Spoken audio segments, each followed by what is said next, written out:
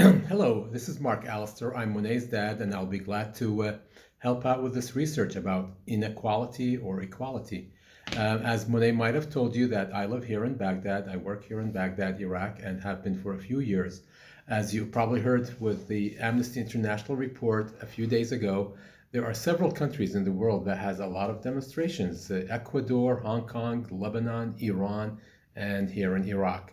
And most of them are by young people around your age, in their late teens, early 20s, mid 20s, and so on. Of course, every country had a different reason why they went out for demonstrations. Like in Lebanon, the government wanted to tax the usage of WhatsApp, which is kind of weird, but people went out to demonstrate against that. In Iran, they tripled the price of gas at the gas pump for car fuel. In Iraq, and when I go out, I try to go there every day to talk to these young kids who are in the main squares of Baghdad. And all they said is they want to see a country. They want their country back. Iraq, as you probably know, is probably the fourth or fifth most corrupt country in the world. So there's very little opportunities for young people your age after they graduate from college to find a job. Some stay for 5, 8, 10 years without a job. Some work as waiters, even though they have college degrees, master's degree. I've even seen a PhD who's working as a waiter. What happened is we have political parties. So there's like 10, or I'm sorry, 20, 25 very, very powerful political parties that control everything. They own the banks, they own real estate, they own hotels, and obviously their relatives, their kids are going to the best schools and they're getting the best jobs.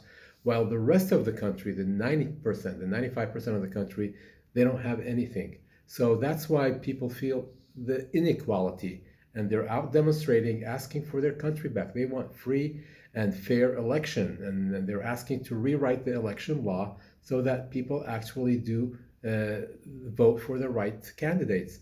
Last September 2018, we had an election where only 17% of the registered voters actually voted. 83% did not. They did not trust the political system. So it ended up with a government or a parliament, members of parliament. Only 17% of the population voted for them. And out of that 17%, only 25 people actually won the election. The rest all rigged the results and ended up becoming members of parliament. So people do not trust them. They don't think they are legitimate enough. And this is one of the main reasons why people went out to demonstrate. And I have a few pictures I can show you of the demonstrations that took place yesterday here in Baghdad by the students of the University of Baghdad, which is the largest university in Iraq with 70, 80,000 students. They decided not to go to school yesterday, and they decided to go to downtown Baghdad. It's called Tahrir Square, and they went and demonstrated asking for their rights. Maybe you'll like these pictures. So here we have a bunch of kids, thousands of them, with the Iraqi flag, walking to downtown. Huge flags. They all feel patriotic.